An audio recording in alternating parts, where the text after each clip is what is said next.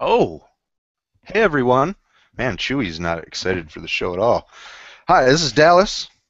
This is the Bellator Vivisection Attore. Zane Simon, hi. I'm stupid Hey, today. oh, I'm Counteract that, doing well. please. I'm doing well. Things are good. Dog just threw up.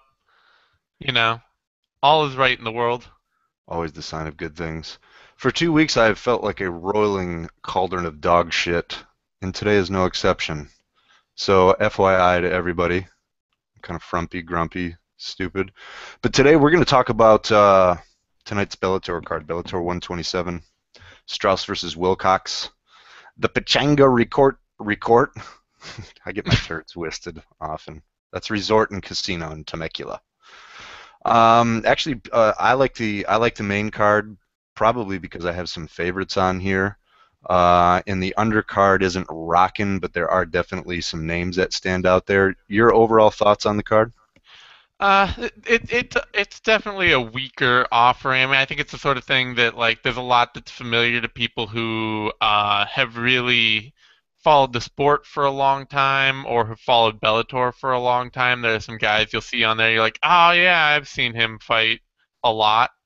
Um, but there's not a lot of draw names. There's not a lot of guys that you're gonna look up and be like, I have to watch this fight. This dude's just gonna bring it. There's a lot of guys that you'll be familiar with who've been in the sport a long time, but it's not the most exciting card I've seen. I'd say the main event is pretty legit, being that Strauss, former champion, and I expect him to be completely still in the mix and pecking away at whoever ends up with the belt. Justin Wilcox, former Strikeforce guy, actually has better wrestling credentials than Strauss, Hmm. so that might be kind of interesting. The rest is kind of old school in the vein of Carl Parisian, who I still like, has done pretty well in improving his striking. I'm kind of an old Kendall Grove fan. He's fighting Hmm. Christian Mpombu, and I don't know if anyone will be excited, but everyone is. I mean, I think Mpombu used to weigh in like he's a natural 200-pound guy, and of course he's a former light heavyweight title holder, but he's finally dropping Nope. Did I lose down you? to. Whoa, did you lose me? Lost him briefly. Am I back? Yeah, you're back. You're fine. Hi, hi. Hi. Mpumbu did pretty well for being an extremely undersized light heavyweight. Actually held his own in the clinch, and the only guy to really toss him around was Travis Few, who's a former heavyweight, and naturally I want to say like 240, 250, real big Yeah. boy. Before we dive into this, you want to do a quick rear view mirror on last week's card? Yeah, that was really. I mean, if this is one of the less exciting Bellator offerings, that was definitely one of the more exciting Bellator cards. That was a card that I think was the kind of thing that people are going to tune into uh, just for the excitement factor, just for the good fights, and in general, it delivered. I think it was a pretty fun night of fights, especially that main event, man, I decided to go with Halsey going in after we talked about it a little bit, and that played out pretty dominantly. I think that Bellator finally has a middleweight champion. I mean, they've had a lot of fun or they've had, Shlemenko was a very fun middleweight champ, and I think he did a lot for them, just giving them somebody that people would tune in for. But I think Halsey's the kind of guy that they can have up there for a while, and he could really dominate that division. He's a bit more, I think, relatable to the American audience. Hmm. Um, and I have to say though, and I get what you're saying with Shlemenko. Okay, a bunch of comments. First of all, excellent call on that. Right after it happened, I was like, damn, Zane really called that one. So respect for that. Um, I have to say, I was pretty shocked by Shlemenko though. I mean, for a guy who was, one of the big advantages he had was the experience level. Whatever 60 fights or whatever he has, Yeah. and it seemed pretty apparent what the risk against Halsey was, which was obviously a takedown, warning level 1, and then threat level 2 was if he does take you down, shit, don't let him submit you or And I thought he completely just handed both of those over to him. He Yeah. planted his feet, threw a bunch of body shots, which I can kind of see that. Then your arms are lower and you're ready to dig an underhook and sprawl or whatever. But then once Halsey did take him down, it was to me like almost sheer insanity that he didn't even bother with the threat of a choke. Posted on both arms, turned around and tried to get up, even as Halsey started to wrap his neck up. By the time he tried to hand fight it, it was like way too late. Yeah, I think that really just gets back to what I mean. I think it's something that's hard. It's certainly hard, have been a long time for me to come to grips with because as fans, you sort of think, okay, I watch all these fighters, I try to match them up, and I say, oh well, this guy does this well, and so that guy when he fights him is going to watch out for that, and really like game plan. How are they going to game plan to fight each other? And a lot of fighters, you talk to them and they just say, "Well, I do what I do.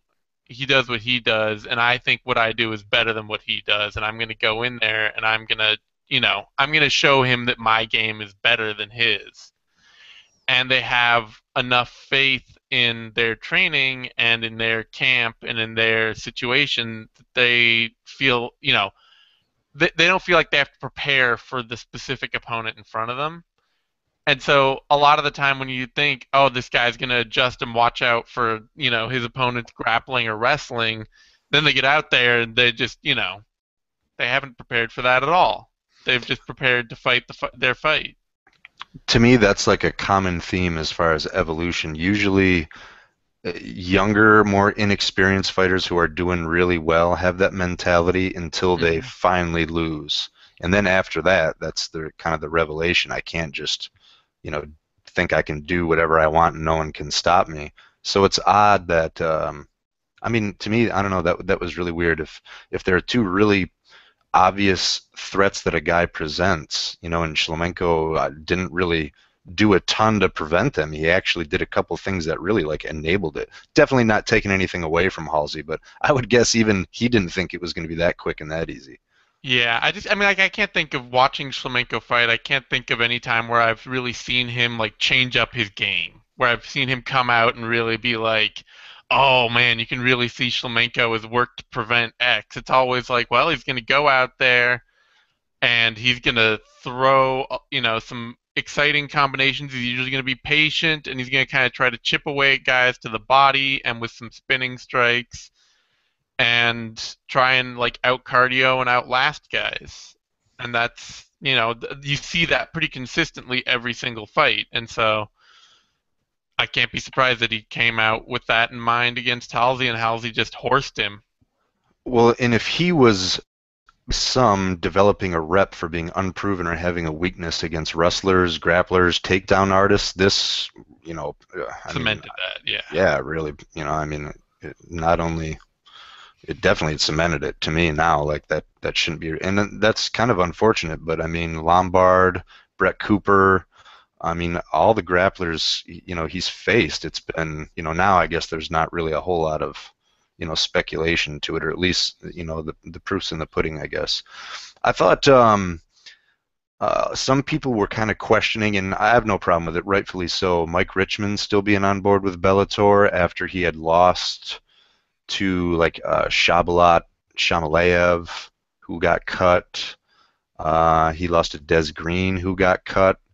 And I think that people have a point in that, but if there was a reason to keep Richmond around, it's for some of the entertaining violence he brings, and I thought that Yeah. was a pretty solid and stylish way to open up the card with a walkaway knockout.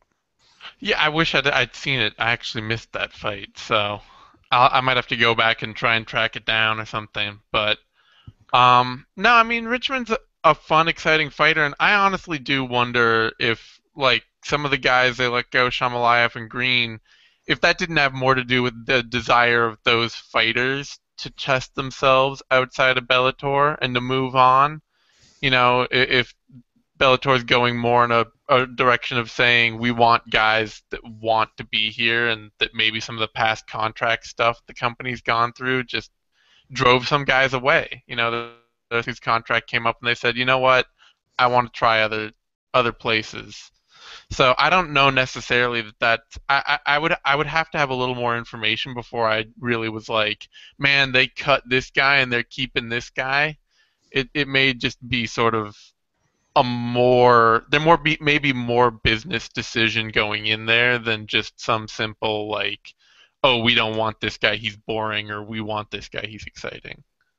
I totally agree, and I try to keep that mentality because there's two sides to everything. So I try to never.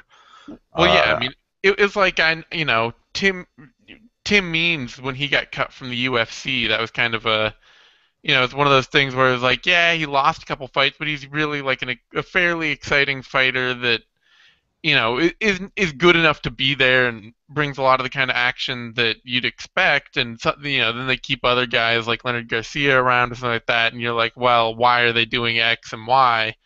And then I remember when he got re-signed, and I wrote an article about it, and somebody who knew him contacted me. I was like, the reason he got cut was he wanted to go to welterweight, and the UFC said, no, we'll offer you another contract to stay at lightweight, but we don't want to give you matchups at welterweight right now. And he said, okay, well, I'll just go out in the regionals, build myself up at welterweight out there, and then come back at welterweight. And so you don't know when those kind of decisions are going on. and that's a good one where surprisingly that was sounded like it was amicable on both sides. It makes perfect sense because I do Yeah, not blame whatsoever the UFC for being leery about fighters wanting to jump into a new weight for the first time without ever having done it before. And obviously credit to Means for saying, yeah, let me go out and make sure I got the hang of the whole welterweight thing and pick up a few wins and come back. So cool story, bro. All right, yeah. I'm forgetting one, but the other fight from last week on the main card I remember was Marcin Held versus Patricky Pitbull, and I was thoroughly impressed because Held has built a reputation for not really being a conventional wrestler and being able to apply his submissions with extreme creativity, diving on a leg lock, just jumping on something. And he actually did the complete opposite. He went to more of a traditional grappling slash wrestling takedown dominance against Patricky, and I was surprised at how dominant it was. Is that just me? Uh, I missed that fight too, so I can't. You slut. I'm sorry. I watched a lot of the undercard, and then I had stuff that called me away, and I heard from what I heard of it. Yeah, I'm happy to hear that Held is progressing in that way. I mean, if he can actually become a consistent wrestler grappler, then he could, he has a very high ceiling in his division. Well, and he is extremely young. I think he's like Yeah, 22 or he's 23 years he's old, 22 right now, and he and he's has a already good amount got of fights. yeah, he's already got 6 years, 7 years of pro experience, That's right. He started at 16 years old, and and now he's training at Rufus Sport. So yeah, doing all the right things as far as a yeah. future prospect. And if he can keep, I think the big thing for him would be if he can use his wrestling to avoid taking a lot of damage. If he can become a more controlled fighter where he's not taking a lot of hard shots on the feet, then he can really prolong his career and stay away from the possibility of a very early flame out from his high work rate early on.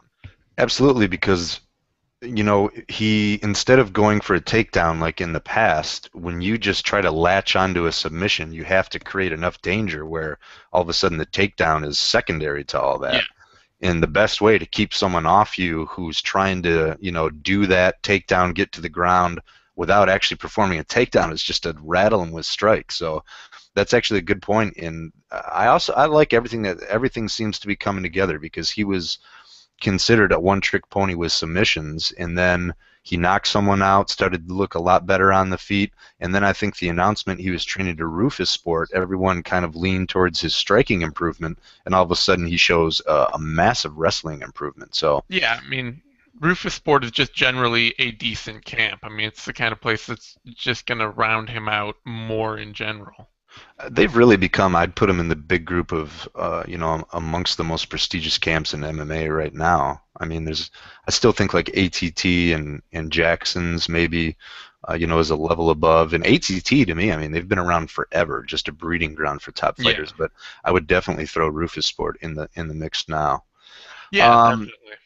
let's move on and touch briefly on a couple high spots or potentially watch-worthy fights on the undercard for tonight's show. The undercard will start at 7 o'clock Eastern. We'll stream it live and free on Bloody Elbow.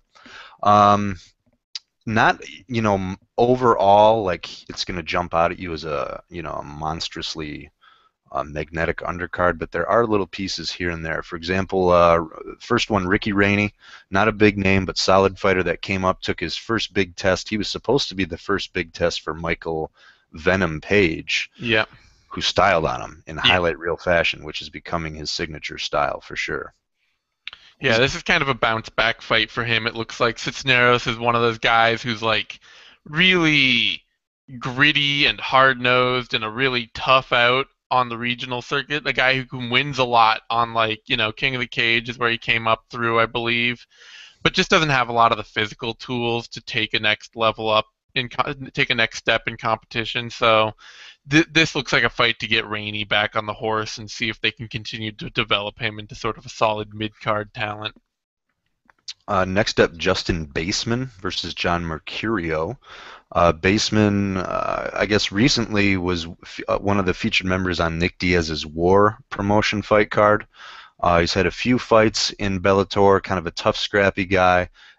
Any info on his opponent, Mercurio? Because I'm assuming this is kind of a, not to be offensive, but Baseman is fought up in competition most of the time, and now I think he's getting a little bit of a gentler opponent, should we say. Yeah, I don't have much info on his opponent other than it looks like every time he's taken a step up in competition to like past the lower end of the regional scene, he's lost. You look at Sam Liera, I believe, is a pretty decent King of the Cage fighter. Um, Dave Terrell, is that the same? No, no, different guy. But no, yeah, he's not. I mean, I haven't seen him fight because he's fighting at a pretty low level on the regional scene. But I would look at it a lot like the Rainey fight, where they've got somebody that they feel like is a pretty decent mid card guy for them, and they want to get him a bounce back win. Next up is a guy that maybe even the hardcore Oh, lost you again briefly. Bellator follow. You're good. Hi. You're good. You're back. Man, this fucking driving me crazy. I don't know what it is. Gremlins. Um, Whatever. Joe Pacheco is a guy that is at least worth keeping an eye on. I knew nothing about him. He came out, and I don't remember who, but he beat somebody in last season's middleweight tournament, and then he fought Brennan Ward when no one knew who either was. And now in retrospect, I mean, Brennan Ward was, I always forget if it's Division II. He was a national champion runner-up, so pretty much the number two wrestler in the country at that level. And Joe Pacheco was not just taking him down; he was lifting him off the ground, and I mean, imposing a level of physical dominance in wrestling I had no idea he had. Also, kind of encouraging. He trains under a dude who also trained under catch wrestling legend Billy Wicks. So really, Joe Pacheco has some lineage as far as his grappling and catch wrestling skills. He hasn't done anything huge yet, but he is the kind of like really tough, crafty guy, kind of a lurker in the division right now. Wouldn't call him a Hmm. prospect just yet, but definitely a guy who's got a lot of potential to perhaps turn into one in the near future. Yeah. So Any thoughts, or should we move on no, to I think we can Sayada move on. Wad? I haven't watched Joe Pacheco fight enough to have any solid beat on him. But it's certainly, it's somebody that I'll be keeping an eye on at this He's a point.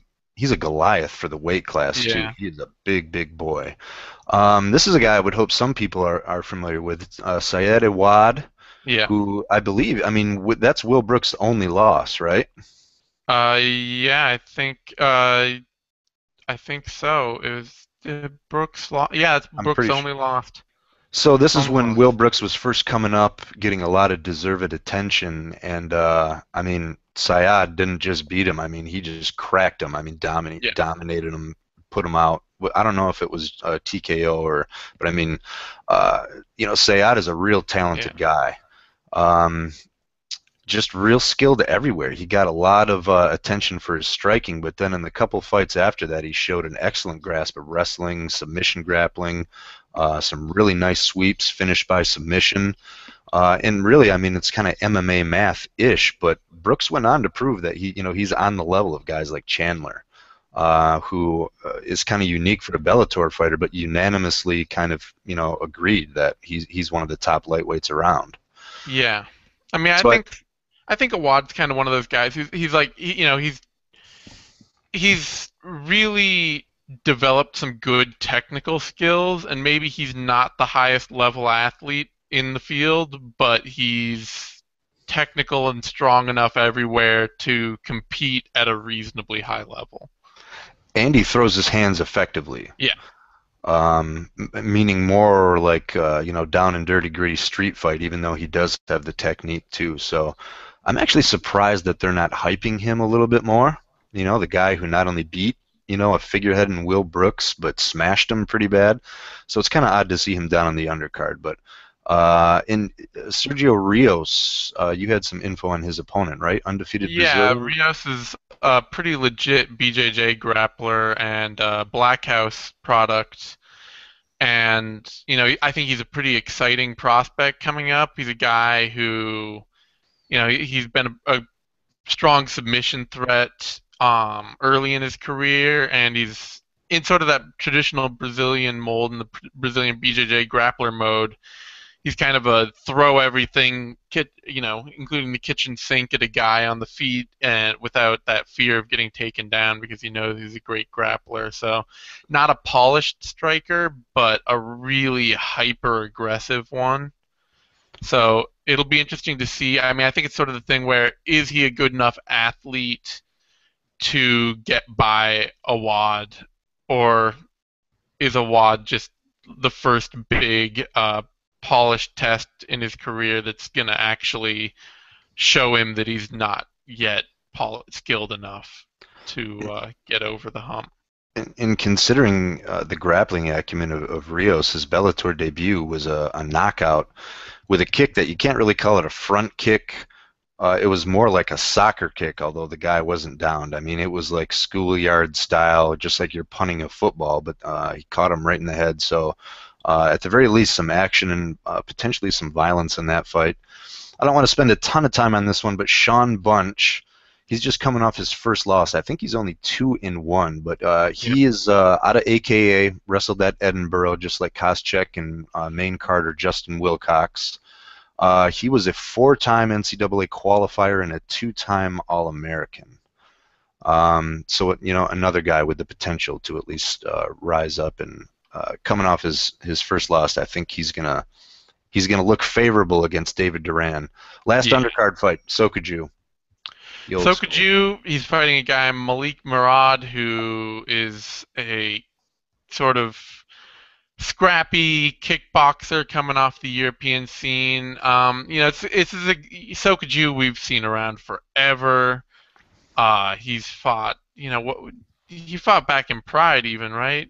Well, yeah, Um, he's the one that almost broke yeah, out like no other. Immediate yeah. He knockouts had of the Little huge, Nog and Ricardo Arona. yeah, huge breakout in Pride early in his career. Uh, you look at the guys he fought early. It was Glover Teixeira, Antonio Rogerio Nogueira, Ricardo Arona, and then Lyoto Machida. And you know, rough as hell debut run in his career. Just made some big wins, some big losses. And then has been up and down ever since. Never really capitalized on that potential in the way a lot of people thought he would.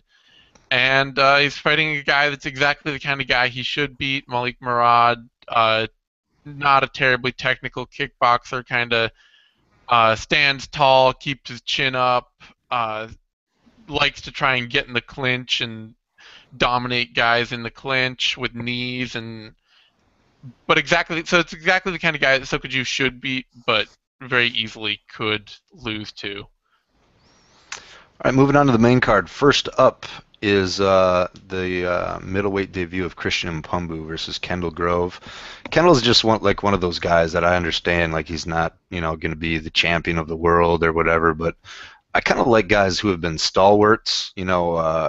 Kendall actually, if you look at his list of fights that eventually got him released from the UFC, I mean, it was like Damian Maia. I mean, no shame in any of those losses. And you kind of know what you're going to get with Kendall. You know what I mean? It's not going to be a boring fight. He's not going to do anything safe or anything to try to stall. I mean, he's a gamer. He's a scrapper. And I actually really like this matchup with Mpumbu. What are your thoughts on him going down to middleweight, and I guess on this matchup overall? Yeah, I guess. I mean, it'll take a lot for me to get a good beat on. This will be a good fight to get a good beat on Mpumbu coming into middleweight because I think it became a little difficult to tell exactly where he sat as a light heavyweight in the division. Like he was obviously more technical and a tough out, really hard headed for guys like Rich Hale and some of the other middle or light heavyweights he was facing off against. He was sort of like just too tough and just too technical for your run of the mill light heavyweight scrapper. But then View, who's huge and a good wrestler, came in and just bodied him. And then Vey was able to outwork him, and then Jackson just smoked him. So it's kind of one of those things where it's just like I think when he goes to middleweight, the no longer having a huge disparity in physicality should make him a better fighter than Grove here. But I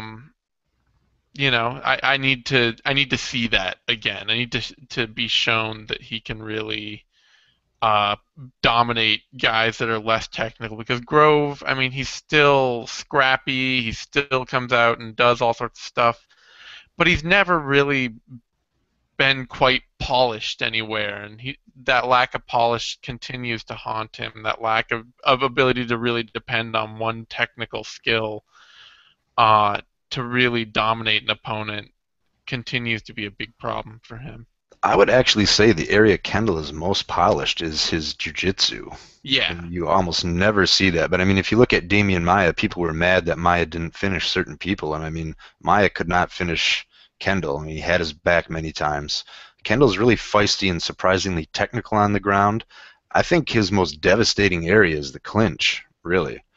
Um, Not his most polished, but the area where he is yeah. most dangerous. That's where his Muay Thai and a lot of elbows. He can be nasty at close range. And I would echo everything you said about Mpumbu. It would seem he would do really well finally being at his natural weight class, but a lot of times that's a shock. It's just such a different environment. Or, for example, he might think now that I did pretty well against huge guys at light heavyweight, he might try to bring more physicality into his game or add something new. So either way, I don't know, but I would guess that this is going to be a really, really good fight. Um, I mean, most of these guys are usually content to stand up, and they both have technique and throw really hard and at a high pace. So it should be a good one. Yeah, I mean, I hope it should be. I think it'll be fun because I think Kendall Grove is the kind of go forward, scrappy fighter who's going to make this a messy fight no matter what. And it'll just be on Mpumbu to actually use his footwork and technique and counter striking uh, against Grove's aggression. Actually, one good thing about doing the show late today on Friday is we have betting odds to reference for the main card at least. Pumbu is favored not by a ton, minus 190 across the board. One side at minus 195.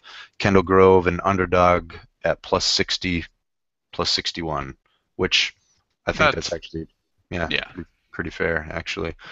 Um, Man, actually the next two, so it would be three out of the four main card fights, but I have just sentimental or personal favorites in all of them, hmm and I think I really like both of these guys, but the one is I like Rob Emerson. He's taking on Rafael Silva.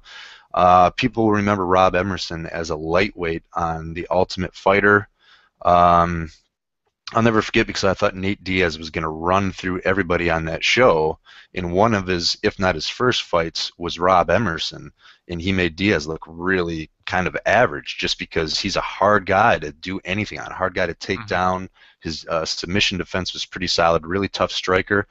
And Rafael Silva was kind of destined for a title shot and ended up having to fight. It's a really tough out for him. He fought Joe Warren, and he had, I think, less than 2 weeks notice, and that included having to get a visa like from scratch. 2 weeks from now, you're fighting, the title for Joe Warren, and I think he had to like drive 2 days away to get his visa. Mm. They lost his luggage on the way here, but either way, super game fighter, lucha libre specialist under Marcelo Brigadero out of Team Kaoban. Um, what I really like about Emerson, he's gritty as hell. He's never been, I don't think, knocked out. I think the only thing was the double knockout versus Gray Maynard. He's dropping all the way down to bantamweight for this, so he'll be a long, scrappy guy. But I mean, he was dropping down and finishing people with heel hooks in his Bellator run leading up to this. So pretty dynamic guy. Trains out of Reigns, King's MMA. What are you thinking? What are your thoughts on this scrap?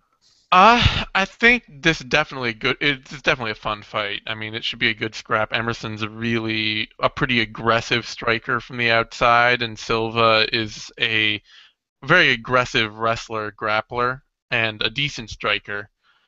He's Um, actually a master of capoeira, just as an yeah, FYI. He doesn't really show a lot of that, but yeah. I mean, I think he unfortunately he hit. There's an unfortunate truth that a lot of people don't like to admit because a lot of people don't really like Joe Warren that much. He's kind of abrasive, but Joe Warren has improved surely and steadily over the course of his MMA career. He's a much better fighter than he was a year or two ago, and he was an exceptionally poor matchup for Rafael Silva because Rafael Silva, like the core of his game, is his ability to out wrestle opponents. That's really what he needs in order to succeed. And I think he'll be able to out wrestle Rob Emerson, quite frankly. I mean, Emerson's good, he's dynamic, he's fun, but he's not, I don't think he quite has the physicality to overcome Silva, who's a really big fighter for the division. Guy just seems huge at 135, built like a truck, and I think that he can probably take Emerson down and just kind of grind away at him. I don't know that he'll sub him. I don't think he'll knock him out, but I think he'll win. and you're right, he's huge. I'm looking up the size difference because Emerson is going to be monstrous too. So this is one Yeah. where they might be similar sized, but you don't realize these guys are massive for bantamweights. 5'7". Oh yeah, 5'7" for Rafael Silva, and Emerson is 5'10". Yeah, And Silva's his bigness may not be so much his height, it's just how broad he is across. He's just kind of built like a tank. which reminds me, I think he had to cut 20 pounds in the same day before the Yeah. Warren fight. And for reference, isn't Joe Warren like 5'4" as a Yeah, bantamweight Joe or Warren's something like big. that? So this should be a really good fight, and I'm looking forward to it. Um, with Rafael Silva, he is a good wrestler, and I do think that's going to be key for him. But it's always interesting because he doesn't have that. Maybe it's just us because we're meat-headed Americans, but that traditional, like, wrestling acumen. By all means, it doesn't mean he can't wrestle or he won't be able to out-wrestle him, but that's going to be kind of an unknown that'll make this an appealing matchup. Silva is the favorite, minus 172 to minus 185. Emerson a slight underdog, plus 147 to plus 155. I kind of agree with those lines, actually. Yeah. I think Emerson, the way he's aggressive, will probably play into Silva's double leg game. He's actually got a pretty good double leg. Um, but it certainly, I mean, it could also be that if Silva can't get him down, Emerson is the more aggressive striker, and that could easily push the fight in his favor. And the big difference to me that stands out, obviously Emerson's height. Silva, I would imagine, isn't used to fighting guys who are longer and taller than him. Um, I don't know about strength, but Emerson being a former 155er, I know he won't be weak, but Emerson has massive punching power. Yeah. Um, to me, that might be the difference maker. And even if Silva does out wrestle him, Emerson's shown to be feisty as hell, just really, Mhm. durable on the ground. I can't think of anyone, overwhelming him on the ground. Even Gray Maynard in Gray's, I don't know, but his prime, when he was just coming up, had a lot of trouble taking Emerson down.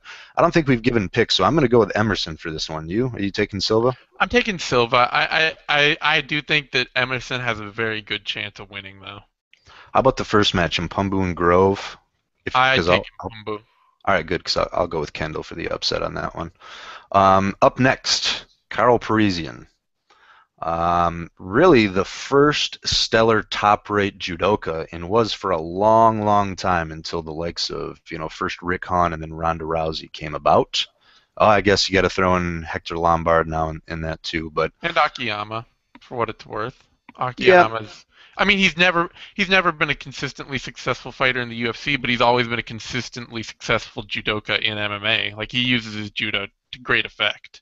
hell, I mean, let's Don Sikyun and Yoshida. We might as well throw them in that small talent pool. But either way, Carl's been getting a lot of hype because, for a known judoka and high-paced clinch guy, he's just been like tuning people up on the feet. And I mean, Ron Keslar, I think that was shocking after losing the first round, put him out. Phil Baroni, obviously Phil's not a huge name nowadays, but whatever name he got for striking. So to me, that's fairly impressive.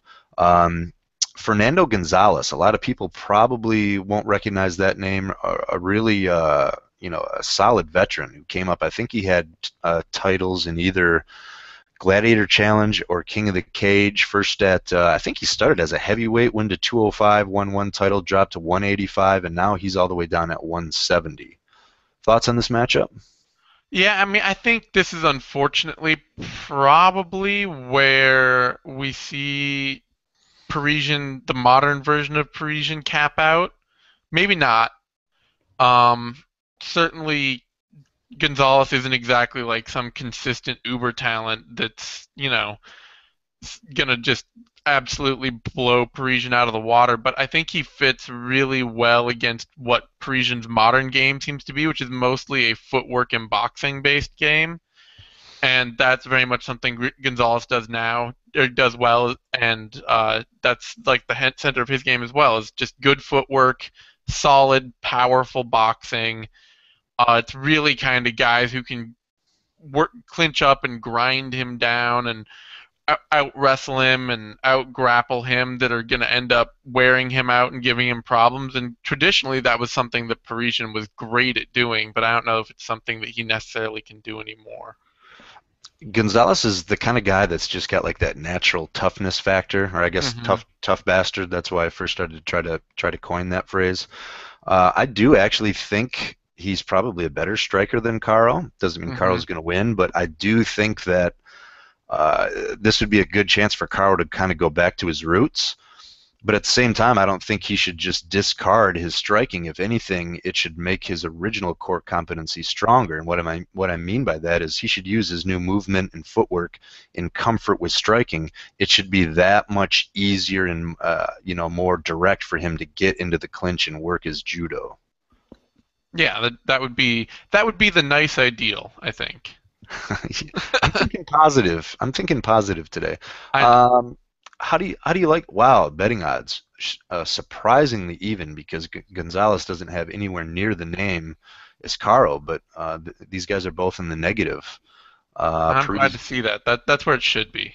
for some reason, and I'm not a betting expert, but I would say usually when we do UFC odds, the aggregate of all of them, I'd say I strongly disagree with 20% and would shift substantially another half, 40, 50%. So far, these Bellator odds have been pretty much on the money. Gonzalez is Hmm. minus 105 to minus 111. Caro's minus 115 to minus 134. I mean, to me, those are like perfect betting odds. Yeah. Main event, Daniel Straus, Justin Wilcox, Silverback. Um, I don't know. Do you want to like just blabber to intro this fight as I Sure. normally I do? mean, Wilcox is a guy who's been around. He's sort of been like one of those guys who just never quite gets over the hump of being a notable name. He's fought in a lot of big promotions and consistently in big promotions, but never seems to quite take that next jump from guy that's just kind of mid card guy to actual guy that you show up and are like, oh man, Justin Wilcox is fighting. I'm looking forward to that. You know, he had a long career in Strike Force. Uh, Fought for them. Geez, what? One, two, three, four, five, six, seven, eight, Was 9 times. skyrocketing into prospect territory and getting that recognition. And I think it Yeah, was, didn't he lose to Carlos Fodor in a quick knockout first round? yeah. Lost to Carlos Fodor, quick knockout. Then lost to Jorge Masvidal by split decision. And that was it. You know, I mean, no contest to JZ Jay-Z, Cavalcante after an eye eye poke. poke. But he beat And he Rodrigo was, Dam, beat Vitor Shaolin Ribeiro, beat Shamar Bailey, beat Daisuke Nakamura. You know, he had a solid run of beating some decent, talented guys.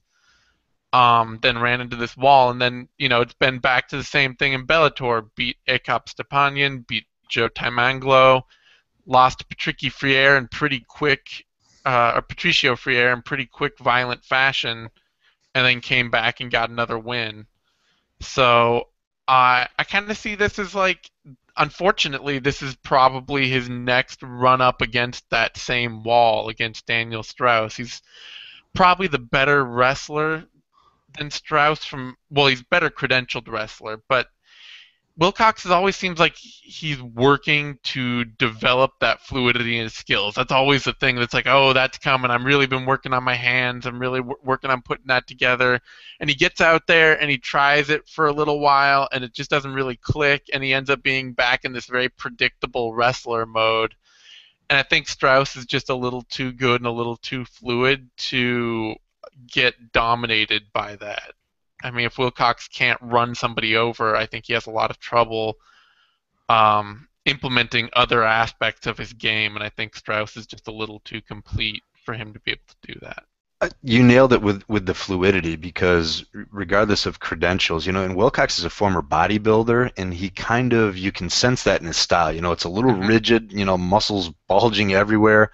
And he's a strong, powerful guy, but so is Strauss. But Strauss, I think, just his athleticism and how fluid he is. Everything is real smooth with him, and I actually think that impacts his own power and makes it a little bit better.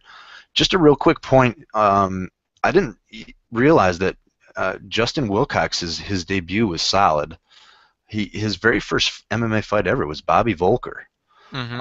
And he won. I lost to Chad Rayner, another decent name, and then Dan Hornbuckle in his third fight. And real quickly, I forgot to mention one of the real reasons I really like Rob Emerson. I respect the hell out of him. After he gave Nate such a tough fight on The Ultimate Fighter, I checked him out on SureDog, and afterwards I'd actually mentioned him in the list for some of the most impressive MMA debuts, and it's not for the conventional reasons. These are his very first fights ever in MMA. First, Jens Pulver, right after Jens beat BJ for the belt. UFC lightweight champion in your very first fight, lost a decision. Jamal Perkins, the suit, a lot of people probably don't know him, but he's actually pretty solid. Third fight ever, Chris Brennan, and he beat him by submission in Achilles lock. Fourth fight, Javi Vasquez, who just now recently retired from the UFC and the WEC. Long time, millennia guy, stellar Brazilian Jiu-Jitsu black belt. Fifth fight, Mishima from Pride and Japanese MMA fame. So even though he didn't win those, it takes a enormous set of balls to face that level of competition right out of the gate. Sorry for Yeah, no. that quick little rewind.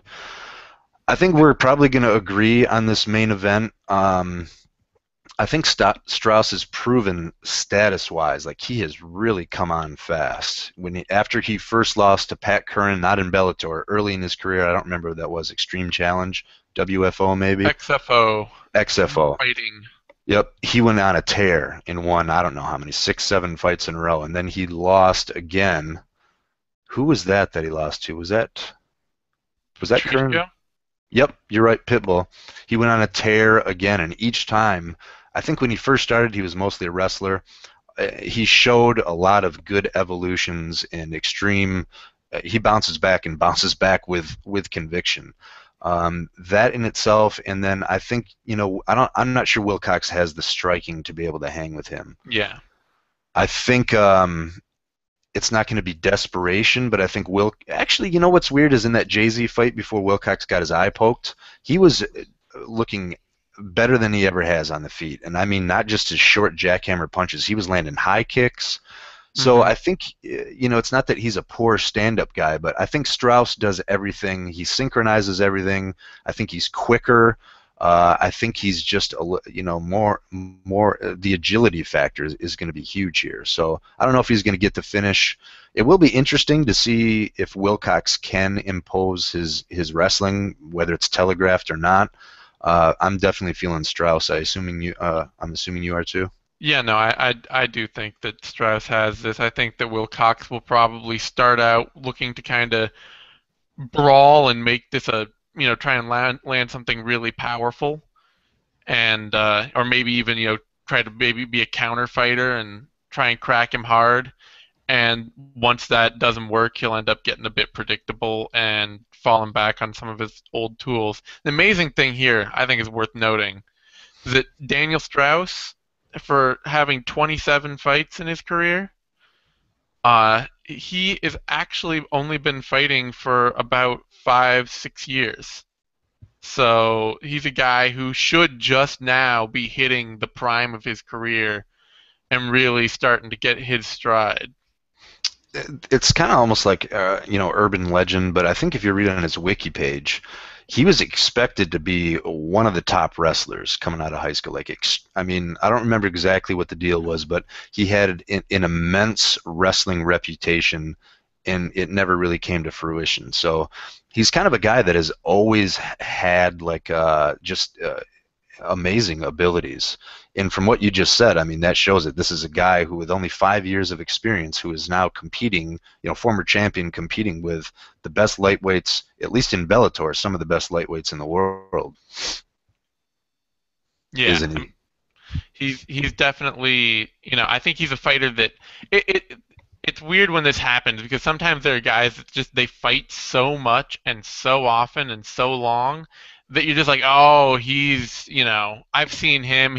That's as good as he's gonna be, and you kind of forget that they're actually like there is a development curve along which that they're traveling, and they are going to get better and improve even if you've seen them fight 20 times before. I mean, I think one of the biggest classic ones of that is Ryan Bader, where you're talking about somebody that a lot of people wrote off like 3 years ago, and he's just now hitting the point in his career where he should be hitting his prime and hitting his stride, and now what you're seeing out of him is a much better fighter than you ever have before.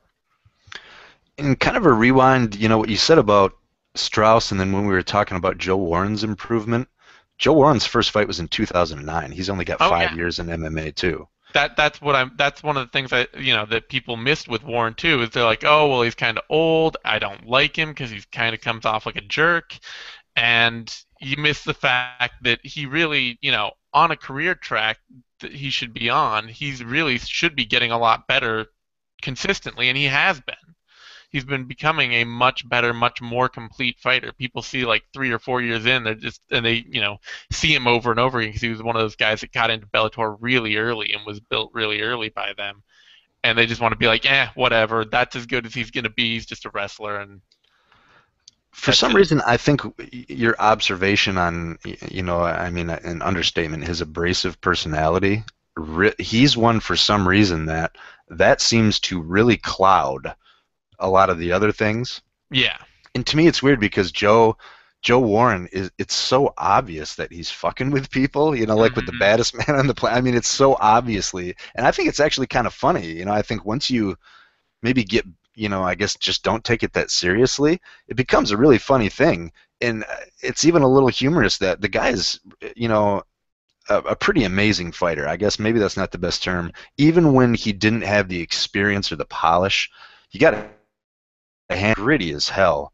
I mean, he beat, Chase Beebe, Kid Yamamoto right out of the gate. He's got Yep. amazing Greco credentials, and whether or not it's pretty or predictable, the dude is tough, and he's got a lot of heart. So now that he's starting to add some polish, and he's going to fight Dantas coming up pretty quick. That might even be next week. October 10th, yeah. So that's going to be a hell of a fight too. And of course, I kind of like that we're doing this weekly thing. Definitely for the hardcores out there, but not to be corny or really just genuinely honest, but I definitely appreciate people tuning into this and yelling at us and making fun of us. We're fine with that as long as you watch Bellator, because I think they got a good thing going and they can keep it going now. Although surprisingly, they were right at a point where things were booming. They were getting a lot of recognition, and it's not that these last couple cards have been poor or bad, but it would have been nice to have the way they've unfolded have been, classic, exciting. But I think it's the appeal beforehand, how much you recognize the names, and that is kind of only half the battle with how exciting the cards turn out. Am I even making any sense here? Or is this just words Yeah, falling? I guess I don't follow the business enough to know how well they've been doing over the last few months with their cards. Um, because I think lately, the past few months, they've actually been putting out better cards more consistently than they used to. But I mean, they're definitely going to be in a rebuilding stage no matter what right now. I think just the whole management change means that they're going to have to rebuild, and part of that rebuilding has been losing some guys that they maybe didn't want to lose, but that past practice had meant that those guys were clung to so tightly. I mean, most particularly Eddie Alvarez, that they were creating the sort of ill will that they couldn't afford long term. So it's meant that, having to rebuild on a fighter friendly platform to gain better long term position with the fans. And further to that, I think a lot of the push or more respect they got was just when Coker was announced as coming on board and all Hmm. the potential changes. And if you think about it, none of those have really been made. Like if they start spacing out the shows, that's only going to add more star power, more name recognition to the cards. What I'm really excited about is what Coker said, where tournaments aren't just going to be kind of run of the mill, constantly going on. They're really going to make it into like a noticeable tournament, a Yeah. tournament with a lot of shine and a lot of big names. And to me, that's something totally missing from MMA. I don't know why the UFC doesn't do that more. They came out of nowhere and did the flyweight tournament. I thought that was amazing, except for this. I mean, the fact that he even had in place a sudden death round to avoid a draw, but the judges literally couldn't add up, I single. mean, that's why the UFC doesn't do tournaments, is because every time they've done one, it's ended up being this terrible snake bit experience over the past decade. I mean, you remember the BJ Penn Jens Pulver lightweight tournament? Oh yeah, oh Or yeah. not Jens Pulver, but the BJ Penn Cal Uno. Uno, rather, Yeah, yeah. lightweight tournament finale that ended up shelving the lightweight title for like 4 years. Well, the UFC dissolved the lightweight division shortly after that. Yeah, they did that because they couldn't crown a champion. I mean, they ended up in this, sort of. I mean, that had to be a big part of it. You can't look at those two things as totally separate events. Them trying to crown a lightweight champion, failing, and then having, and then suddenly being like, well, you know what? Let's just not even try to do this right now. Well, I was shaking my head because there's so obviously like these totally random anomalies that you'd think, well, it's not the UFC's fault. But then the fact I think they were so skittish about doing it, and then they came back and had the draw with Mighty Mouse and Uncle Creepy Yeah, is, like some kind of bad Santeria. yeah, exactly. I think they just, they're trying it again with their tough format to crown their first women champion, strawweight rather, the first strawweight champion. And we'll see how that goes. I mean, hopefully that's not horribly snake bit for them too. I mean, they certainly. You could argue that their attempt to get a something good going in the bantamweight division sort of dissolved quickly with Juliana Lima's injury. So Have you been watching The Ultimate Fighter? I haven't. I actually have. I've been enjoying it. I Sometimes the I mean, women are a breath of fresh air. oh, I love watching him fight, and I love that division. It's absolutely the talent-rich division in women's MMA. But I just I don't know. I end up doing other stuff on a weeknight. I actually have it DVR'd, and I'm always surprised every once in a while I'll flip and I'll see that there's an episode recorded. But it's been pretty good. There's something about Joanne Calderwood. I wish I would have said it before because now Uriah mentioned something, but she's just such like a contrast. I mean, this soft little squeaky voice, and she's a killer, and Oh she's yeah. she's an excellent fighter. The talent level on that show is, now like the UFC, this really never existed. So like flyweights, now they have the world's best flyweights. It took a while, but now, I mean, they're starting off the strawweight division, and you can't really say that there's a lot of talent they're missing in that division. Am I wrong there? There's a few. I mean, Of that's the course, thing. but Strawweight is so deep that they that is a division for them. That's women's lightweight is what you're looking at. You're looking at women's lightweight, women's welterweight, where you're just gonna keep getting great talent. I a, mean, a better way to word that would be, wouldn't you say they've done an excellent job of grabbing a shit ton of relevant oh yeah, talent? oh yeah. They went out and they basically took Invicta's strawweight division and piece for piece, and it's fantastic. I mean, That's a good point. it's Invicta was the way they really were able to lure everybody, which was yeah, smart for everyone. I'm yeah. cool with that. That's a wise business decision that works out for them, the fighters, and the fans too. So, Yeah, it's a division that I think will rebuild the that will build and do more long term for the recognition of women's MMA than bantamweight will do. I mean, Rousey has led the charge and really opened things up for them, but past her, there's not really a replacement Ronda Rousey. At women's strawweight, there's a lot of long term potential to produce top fighters over and over and over again. all right. So I'm good. Are you good? Yeah, On the think we women's MMA topic, I believe that Marlos Cohen is going to She's got fight her Bellator debut next. against Julia Budd coming up for Bellator. That'll be a good one. I'm really glad to see, because way back in the day when the UFC still shunned women's MMA, I don't think Bellator gets enough credit, for having, Megumi Fuji, Zoila, Frosto slash Gurgel.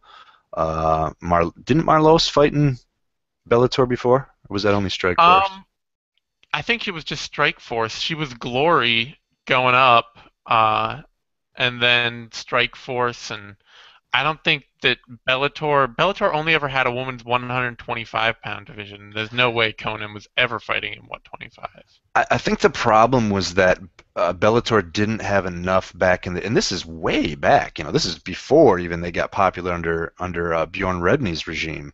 Yeah. But I don't think they had enough talent to establish a division. They were able to attract enough talent, slash individual fighters to put on some great and very meaningful fights from a rankings standpoint, but not enough to, lead off a whole division and keep it going with any kind Well, of and order. it eventually became just like a side project for them. It was like this idea. It was a way for them to kind of gin up their cards, um, without ever devoting any time or real interest to it. I mean, they didn't have enough talent in that division because eventually they didn't devote any time to building and finding talent in that division or And I think showcasing it at all. And I think it was they were able to offer another niche in the industry that the UFC was not offering, which Yeah. again is, smart but difficult to maintain over a long period of time. All right, I'm gonna get out of here. Do you want to plug your Twitter or anything else Oh, personal? sure. You can find me at DZaneSimon on Twitter, and I would tell you where to find Dallas, but if he's not offering it, then I'm not offering it for on his behalf. No one can find me, and I tell All myself right. that because He's a ninja, Twitter very few ninja. would care to. So yeah, there we go. Let's try to make it cool. All right, everybody, thanks for watching. We'll see you next week. Bye.